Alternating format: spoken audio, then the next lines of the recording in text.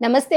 Welcome to our channel. Senior journalist Damu Balaji గారు ఉన్నారు. వారితో మాట్లాడదాం. సార్ నమస్తే సార్. నమస్తే. ఈరోజు సీఎంతో భేటీ సినీ ఇండస్ట్రీ నుండి 36 మంది హాజరవుతున్నారు అనే న్యూస్ ఉంది కదా సార్. అయితే చిరంజీవి ఈ భేటీకి అటెండ్ అవ్వట్లేదు అనే న్యూస్ వచ్చింది సార్. ఫస్ట్ నుంచి కూడా చూస్తే అల్లు అర్జున్ విషయంగా వాళ్ళు మెగా ఫ్యామిలీ ఎంట్రీ అవ్వలేదు. చాలా తక్కువగానే ఉన్నారు. సో ఎందుకని? అంటే ఫస్ట్ నుంచి వాళ్ళేమన్నా టార్గెట్ చేసారా? లేకపోతే ఎందుకని వాళ్ళు దూరంగా ఉంటున్నారు? ఈరోజు ఇంత ముఖ్యమైన దీనికి కూడా మీటింగ్ కూడా చిరంజీవి అటెండ్ అవ్వకపోవడానికి కారణం ఏంటి?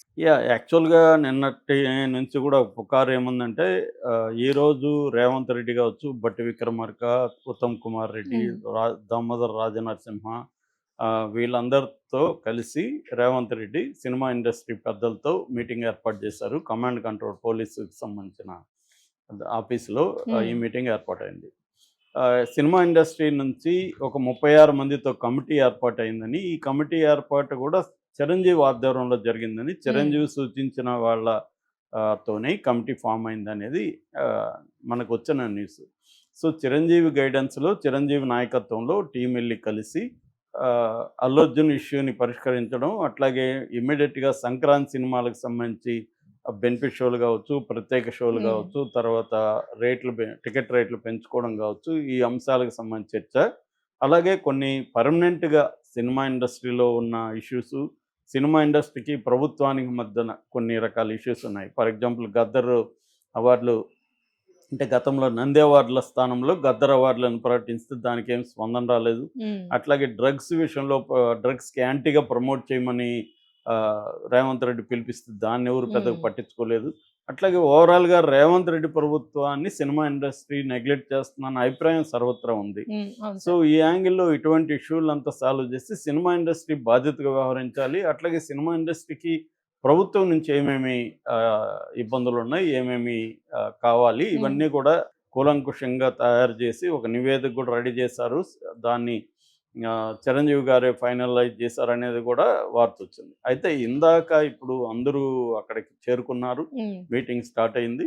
కానీ చిరంజీవి మాత్రం రాలేదు. ఓహ్! ఇది ఒక షాకింగ్‌గా హ్మ్. చెప్పుకుంటున్నారు. అవును సార్. ఎందుకంటే కావాలనే చిరంజీవి ఫ్యామిలీ దీంట్లో వెళ్ళలేదా? ఒకవేళ చిరంజీవి రాకపోతే ఇమ్మీడియేట్‌గా నాగబాబు వెళ్ళొచ్చు. హ్మ్. కాబోయే మంత్రి ఆయన నాగబాబు. అవును సార్. జనసేన పార్టీకి సెక్రటరీ. సో, ఆయన వెళ్ళినా గూడా ఒక రకంగా ఉండేది. ఆయన వెళ్ళకుండా కేవలం వరుణ్ తేజ్‌ని మాత్రమే మెగా ఫ్యామిలీ నుంచి పంపించారు. ఇంకెవరు హ్మ్. గూడా వెళ్ళట్లేదని చెప్తున్నారు. సో, దీనికి కారణం ఏందంటే, అల్లు అర్జున్ తరపున వెళితే తాను మాట్లాడాలి. అల్లు అర్జున్ తరపున తాను రేవంత్ రెడ్డికి ఎక్స్‌ప్లనేషన్ ఇచ్చుకోవాలి పెద్ద మనిషిగా. ఎందుకంటే, హ్మ్. అల్లు అర్జున్ కుటుంబానికి, మెగా కుటుంబానికి ఇబ్బందులున్నా గూడా క్రైసిస్ వచ్చినప్పుడు ఒక పెద్ద మనిషిగా ఆయన కొంత అవును సార్. మాట్లాడాలి. అవన్నీ మనం ఎందుకు మాట్లాడాలి? చేసింది అల్లు అర్జున్ తప్పైతే, మనం ఎందుకు అక్కడ రేవంత్ రెడ్డి దగ్గర తలొంచుకోవాలన్న యాంగిల్‌లో ఆయన వెళ్ళలేదా? హ్మ్. లేకపోతే వీళ్ళ సమస్యను వీళ్ళు పరిష్కరించుకొని సినిమా ఇండస్ట్రీకి సమస్యలు సెపరేట్‌గా మనం చూద్దామని అనుకున్నాడా? ఇలాంటి చర్చలు జరుగుతున్నాయి. అవును సార్. అయితే మనకు తెలిసిన అంశం ఏందంటే చిరంజీవి ఆల్రెడీ రేవంత్ రెడ్డితో ఫోన్‌లో సుదీర్ఘంగా మాట్లాడాడని హ్మ్. చెప్తున్నారు. తాను విదేశాల్లో ఉన్నాడు. కాబట్టి రాలేను. అదర్‌వైజ్ నేనొచ్చుండేవాడిని. నా హ్మ్. అభిప్రాయం ఇది. మీరు కొంత చూడండి. మీరు గూడా ఎందుకంటే సినిమా ఇండస్ట్రీకి, హ్మ్. ప్రభుత్వానికి మధ్య ఇబ్బందులు రాకూడదు. సో, మా వైపు నుంచి ఏమేమి మీకు కంప్లెయింట్స్ ఉన్నాయి, లేకపోతే ఏమేమి మీరు ఎక్స్‌పెక్ట్ చేస్తున్నారో చెప్తే మేము అన్నిటికి దానికి రెడీగా ఉన్నాము. యాక్సెప్ట్ చేస్తాము. హ్మ్. సో, అట్లాగే మాకున్న సమస్యలు గూడా మా వాళ్ళు మీకు చెప్తారు. మేము తయారు చేశాము. నా సూచనల మేరకే కమిటీని గూడా ఫార్మ్ చేశానని చెప్తున్నారు. హ్మ్. ఇప్పుడు అక్కడికి వెళ్ళినోళ్ళలో ప్రధానంగా ఏందంటే ఇటు అల్లు అల్లు అరవింద్, అల్లు ఫ్యామిలీ నుంచి తర్వాత ఎట్లాగో 'దిల్ రాజు' హ్మ్. ఆయనే గాబట్టి దీనంతా అవును కోఆర్డినేట్ సార్. చేస్తుండేది 'దిల్ రాజు' ఉన్నారు.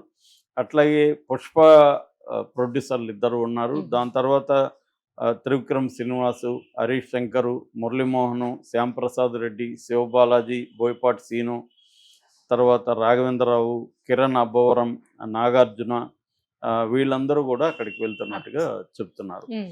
సో, ఆల్రెడీ నాగార్జున గూడా ఈ ప్రభుత్వంతో ఇబ్బందులు ఎదుర్కొన్నాడు. అవును సాక్షాత్తు సార్. వీళ్ళ ప్రభుత్వంలో మంత్రినే నాగార్జున ఫ్యామిలీని చాలా దారుణంగా కామెంట్లు చేశారు.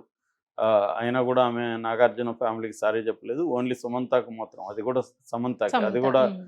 సారీ చెప్పలేదు గానీ హ్మ్. వ్యాఖ్యలను వెనక్కి హ్మ్. తీసుకుంటున్నాను. నేను ఇలాగా అనలేదు. ఏదో ఎక్స్‌ప్లనేషన్ ఇచ్చారు. అవును సార్. సో, ఆమె మీద గూడా ఎటువంటి చర్య రేవంత్ రెడ్డి ప్రభుత్వం తీసుకోలేదు. హ్మ్. పైగా ఎక్కువ ఇంక చాలులే మీరు ఆపండి అన్నట్టుగా ఇండస్ట్రీని వాళ్ళు నిందించారు. సో ఈ రకంగా ఉన్నప్పుడు అట్లాగే రేవంత్ రెడ్డి ప్రభుత్వానికి కూడా నేషనల్ మీడియాలో కూడా విపరీతంగా నెగిటివిటీ వచ్చింది. అవును సార్. ఆ విషయంలో కూడా రేవంత్ రెడ్డి కోపంగా ఉన్నాడు. అంటే అల్లు అర్జున్ ఫ్యామిలీకి ప్లాన్డ్ గాని నేషనల్ మీడియాలో దీన్ని హైలైట్ చేసింది అని. సాక్షాత్తు కమిషనర్ సిబి ఆనందే నేషనల్ మీడియా డబ్బులు కమ్ముడు పోయిందని విమర్శించి మళ్ళీ మరుసటి రోజు సారీ చెప్తూ ఆయన ట్వీట్ కూడా చేశాడు. ప్రజెంట్ ఆయన లీవ్లో విదేశాలకు వెళ్ళాడనే వార్తలు కూడా వస్తున్నాయి. అంటే ఓవరాల్గా రేవంత్ రెడ్డి ప్రభుత్వానికి కొంత ఇబ్బంది కూడా నేషనల్ లెవెల్లో వచ్చింది. ఎందుకంటే ఆ కాంగ్రెస్ పార్టీ సీఎంగా నేషనల్ లెవెల్లో మీడియా అంతా కూడా బీజేపీ కంట్రోల్లో ఉంటుంది.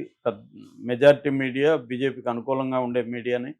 అందువల్ల ఈ ఇష్యూని వాళ్ళు కాంగ్రెస్ వర్సెస్ సినిమా ఇండస్ట్రీగా టర్న్ చేసేసారు. అంటే సినిమా ఇండస్ట్రీని పగబట్టి కాంగ్రెస్ పార్టీ ఎలా చేస్తుంది, డెమోక్రసీ లేదు, వీళ్ళకి ఏం లేదు అన్న విధంగా మనం కానీ ఆర్నబ్ గోస్వామి ఇలాంటి వాళ్ళ డిబేట్లు చూస్తే ఈ యాంగిల్లోకి వెళ్ళిపోయింది. అది రేవంత్ రెడ్డికి కూడా ఇబ్బందికరమే. ఖచ్చితంగా వాళ్ళు ఏమి రేవంత్ రెడ్డిని కంట్రోల్ చేయకపోయినా కనీసం అడుగుతారు కదా, ఏం ఇష్యూ, ఎందుకు ఇలాగా అయింది, నేషనల్ లెవెల్లో మన వైపు నుంచి ఏం తప్పులు జరిగాయి, ఇవన్నీ అడుగుతారు కదా. ఏదేమైనా ఆయన ఎక్స్ప్లెనేషన్ ఇచ్చుకోవాలి కదా. సో ఆ రకంగా ఆయనకి ఇబ్బందులు ఉన్నాయి. సో ఈ ప్రభుత్వానికి వ్యతిరేకంగా సినిమా ఇండస్ట్రీలో కానీ లేకపోతే అల్లు అర్జున్ ఫ్యాన్స్ కూడా అనేక రకాలుగా రేవంత్ రెడ్డి మీద లేకపోతే నెగిటివ్ ఇది చేయడం. రెండోది ఏంటంటే ప్రతిపక్షాలతో కలిసి ఇటు బీజేపీ కానీ ఇటు బీఆర్ఎస్ కానీ ఈ ఇష్యూలో రేవంత్ రెడ్డిని తప్పు పట్టడానికి సీరియస్గా ట్రై చేస్తున్నారు. బీఆర్ఎస్ కొంత తగ్గినట్టు కనబడుతుంది. కానీ బీజేపీ నేషనల్ లెవెల్లో అనురాగ్ ఠాకూర్ కూడా ఈరోజు కేంద్ర మంత్రి మాట్లాడాడు. ఆయన కూడా అల్లు అర్జున్ని, తెలుగు ఇండస్ట్రీని పొగిడాడు. మన ఇండియన్ సినిమాని ఇంటర్నేషనల్ స్థాయికి తీసుకెళ్ళింది తెలుగు వాళ్ళే. సో అట్లాంటి వాళ్ళని కాంగ్రెస్ ప్రభుత్వం అక్కడ ఇబ్బంది పెట్టే విధంగా కాంగ్రెస్ పార్టీకి చెందిన నాయకులు మాట్లాడుతున్నారు అని ఆయన మాట్లాడాడు. అంటే నేషనల్ లెవెల్లో ఇష్యూ వెళ్ళిపోతుంది. అందువల్ల కూడా రేవంత్ రెడ్డికి కూడా ఇది అవసరం. దీన్ని ఇక్కడ ఆయనకు మంచి పేరే ఉండొచ్చు ఈ ఇష్యూలో. ఓవరాల్గా రేవంత్ రెడ్డి కొంతమంది మనగాడ అనుకునేవాళ్ళు, రేవంత్ రెడ్డి మగాడ్రా బుజ్జి అనే టైప్లో మాట్లాడేవాళ్ళు, లేకపోతే సినిమా ఇండస్ట్రీకి జలక్ ఇవ్వాలి అని అనుకునేవాళ్ళు, వీళ్ళందరూ బాగానే ఉండొచ్చు.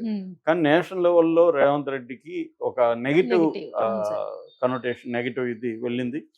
సో అది కాంగ్రెస్కి వెళ్ళింది. నిజానికి రేవంత్ రెడ్డి పర్సనల్గా కంటే కూడా Congress party versus cinema industry అన్న నెరేటివ్ వెళ్ళి అంటే అంతర్జాతీయ ఖ్యాతి తీసుకొని వచ్చిన అల్లు అర్జున్ లాంటి వాళ్ళని కాంగ్రెస్ ప్రభుత్వం ఎంత ఇబ్బందులు పెడుతుంది చూడండి. మేమేమో మోడీ ప్రభుత్వంలో ఏమో ఆయనకి నేషనల్ అవార్డు ఇచ్చాము, అల్లు అర్జున్కి, చిరంజీవికి జీవిత సాఫల్య పురస్కారం ఇచ్చాము.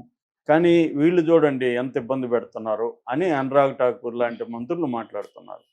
సో అందువల్ల ఈయన కూడా పరిష్కరించుకోవాల్సిన అవసరం ఉంది. అయితే చిరంజీవి రాకపోవడానికి కారణం ఆయన చెప్తున్నట్టు విదేశాల్లో ఉండడమా, లేకపోతే విదేశాల్లో ఉంటున్నానని చెప్పడమా, కావాలనే ఎగ్గొట్టడమా, ఆయన ఒకవేళ లేకపోతే నాగబాబు వెళ్ళి ఉండొచ్చు కదా.